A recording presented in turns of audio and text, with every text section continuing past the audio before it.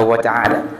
Ikiwa una imani ya Allah, imani ya Mtume Muhammad sallallahu alayhi wasallam, maana yake utakuwa umeharibu saumu yako na iko katika mstari wa kutokubaliwa na Allah subhanahu wa ta'ala. Lakini ukiwa na imani na Allah subhanahu wa ta'ala, ukawa na imani ya Mtume Muhammad sallallahu alayhi wasallam, lakini ukaona hii saumu ya mwezi mtukufu wa Ramadhani ni kama vile Allah kaiweka kama vile khiari tu na sio lazima, maana yake umeiharibu saumu yako, haina malipo mbele ya Allah subhanahu wa ta'ala. Kwa nini? Kwa sababu maana imanan, uamini kwamba Allah subhanahu wa ta'ala ndio mwenye kustahiki kufanyiwa ibada ya kufunga. Imanan, kuamini ya kwamba an-nabii sallallahu alayhi wasallama ndiyo mwelekezaji wa ibada hii ya kufunga. Lakini imanan bi anna hadha as-sawm mafruḍan, hii saumu imelazimishwa.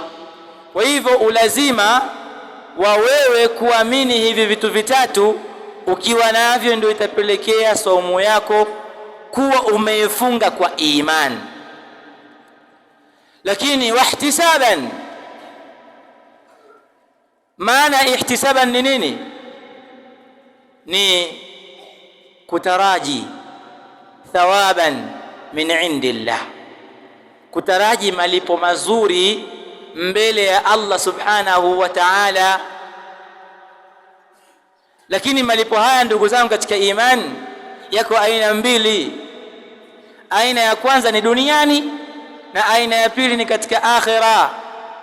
Asema Allah subhanahu wa ta'ala, ya ayyuhalladhina amanu kutiba alaykumus siyamu kama kutiba ala alladhina min qablikum la'allakum tattaqun, enyi mlioamini mmelazimishwa kwenu nyinyi kufunga kama walivyolazimishwa waliopita kabla yenu, ili mpewe zawadi ya kuwa wacha Mungu, ili mpewe zawadi ya kuwa wacha Mungu. Haya ni matarajio ambayo kila mfungaji anayo. Kayasema Allah subhanahu wa ta'ala atayatoa kwa wale wafungaji baada ya kuisha hii funga. Matarajio hayo ni yapi? Ni sisi kufikia daraja ya ucha Mungu. Hiyo ni katika dunia yetu. Lakini katika akhira yetu ni kuipata pepo ya Allah subhanahu wa ta'ala, kwa sababu hii saum ni katika ibada ambazo zitakwenda kumwombea mfungaji mbele ya Allah subhanahu wa ta'ala kwa kusema, ewe Allah, huyu mtu aliacha chakula chake, Allah, huyu mja wako aliacha kinywaji chake, Allah, huyu mtu aliacha kusengenya, Allah, huyu mtu aliacha uongo wake, Allah, huyu mtu aliacha kila aina ya maasi kwa ajili ya kunifunga mimi saum. Kwa hiyo namuombea msamaha kwako wewe Allah subhanahu wa ta'ala, umsamehe huyu kiumbe na aingie katika pepo yako. Saumu inakuombea dua kwa Allah subhanahu wa ta'ala.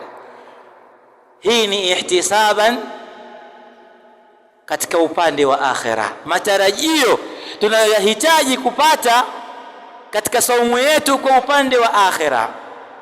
Ndugu zangu katika imani, bali Mtume Muhammad sallallahu alayhi wasallam amesema katika hadithi, lisaimi farhatan,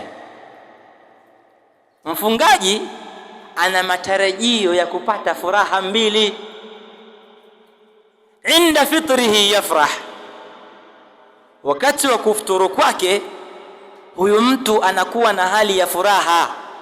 Kwa nini? Rejea katika hadithi ambayo Mtume Muhammad sallallahu alaihi wasallam anatuelekeza dua ambayo tunaisoma kwenye kufuturu kwetu, na hii ni mambo ambayo lazima Muislamu kuyatambua. Mtume sallallahu alaihi wasallam, miongoni mwa dua ambazo ametuhimiza tuzisome baada ya kufuturu kwetu ni dhahaba adh-dhama'u wa batallat al-uruq wa thabata al-ajra insha Allah. Dhahaba adh-dhama, kiu kimeondoka. Hii ni furaha. Maana yake kama kiu kitakuwepo tu bila kukiondosha wewe hautokuwa na amani. Hiyo ni moja. Wabtallatil uruq, na mishipa imelainika insha Allah. Wabtallatil uruq wa thabata al-ajr, na malipo yamethibiti insha Allah atakapopenda Allah subhanahu wa ta'ala. Ndugu zangu katika imani, kwa hiyo liswaimi farhatan, anasema Mtume Muhammad sallama, mfungaji ana furaha mbili. Furaha ya kwanza kwenye kufuturu kwake, nafsi yake, mwili wake, hata fikra zake zinakuwa zimetulia, kwa sababu tayari wakati wa kufunga umeisha, amefuturu huyu mtu, kashiba. Haya, lakini furaha ya pili, inda liqa'i rabbih, pale ambapo atakutana na Mola wake, Allah subhanahu wa ta'ala akamlipe malipo yaliyokuwa mazuri, ambayo malipo hayo ameahidi kupitia kinywa cha mtume wake Muhammadin sallallahu alayhi wasallam. Ndugu zangu katika imani, malipo ambayo Allah subhanahu wa ta'ala, au hadithi ambazo zimezungumzia malipo yake Allah subhanahu wa ta'ala kwa wafungaji ni nyingi, lakini dakika zangu naona zimekwisha. Usia wangu ni kwamba tuzitakase nia zetu katika saumu, tujikite katika ibada, tujitahidi kujizuia na maasi kwa kadri ya uwezo ambao Allah subhanahu wa ta'ala atatujalia. Hii itapelekea kuyapata matunda ya saumu yetu ya mwezi mtukufu wa Ramadhan. Jazakumullahu khairan wa barakallahu fikum. Wassalamu alaykum wa rahmatullahi wa barakatuhu. Wallahu a'lam.